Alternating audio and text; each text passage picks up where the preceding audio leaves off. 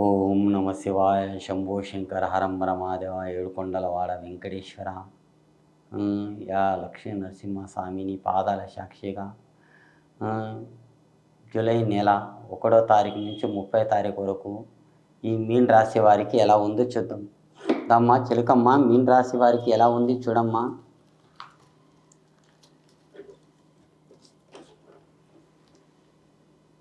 మీనరాశి వారికి లక్ష్మీ నరసింహ స్వామి ఇచ్చారండి. చూడండి, లక్ష్మీ నరసింహ స్వామి ఇచ్చారు. మీ పేరు మీద చూడండి, లక్ష్మీ నరసింహ స్వామి ఇచ్చారు. మీకు ఈ మీనరాశి వాళ్ళు చాలా కష్టపడి వచ్చిన వాళ్ళు చాలామంది ఉన్నారండి. 100లో 90 మంది కష్టపడి వచ్చిన వాళ్ళే ఉన్నారు. 10 మంది సుఖంగా వాళ్ళ తల్లిదండ్రులు సంపాదించిన ఆస్తి వల్ల పైకి వచ్చిన వాళ్ళు ఉన్నారు. ఈ రాశి వారి చాలామంది కష్టపడ్డ వాళ్ళే ఉన్నారు.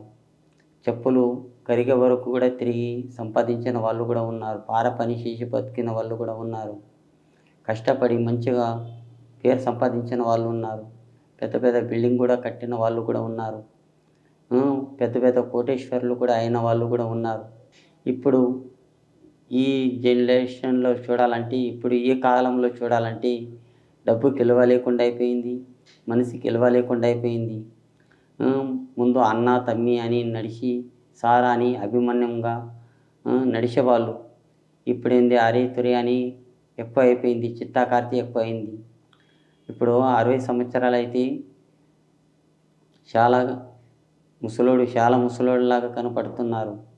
ఆ కాలంలో మనిషి 100 సంవత్సరాలు కూడా బతికారు. 100 సంవత్సరాలు కాదు, 110 సంవత్సరాలు కూడా బతికారు. ఈ కాలం ఏంది 30 సంవత్సరాలు 45 సంవత్సరాల లోపలనే చాలా ముసలోళ్ళు అయిపోతున్నారు. మా నాలుక నుంచి చెప్పకూడదు, అలాంటి పరిస్థితి మీరు తెచ్చుకోకండి. మంచిగా ఉండండి, అందరితో మంచిగా ఉండండి. అందరితో అన్నతో మాట్లాడండి, చెల్లితో చెల్లె అని మాట్లాడండి. అందరితో కలిసిమెలిసి ఉండండి. మీరు పెద్దల మాట నిలబెడతారు. ముందు అమ్మనాయన పేరు సంపాదించండి. అమ్మనాయనకు కూర్చోబెట్టి అన్నం పెట్టండి.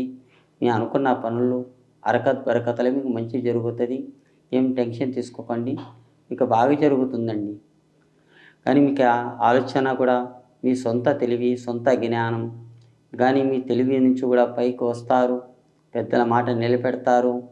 అనుకున్న పనులు అవుతున్నాయి.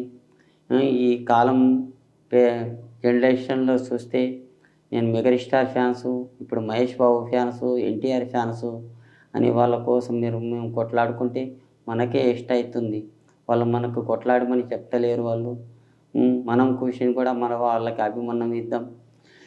వాళ్ళ గురించి పోయి మనము తల్లిదండ్రులని ఆగం చేసుకోవద్దు. ఈ రాశి వారికి అష్టమ దళిద్రం వచ్చింది, అందుకని నేను చెప్తున్నాను. వాళ్ళ గురించి కాదు, మీ గురించి చెప్తున్నాను. మీ జీవితానికి కుంభరాశి వారికి చెప్తున్నాను, మీన రాశి వారికి ఇట్లా జరుగుతుంది.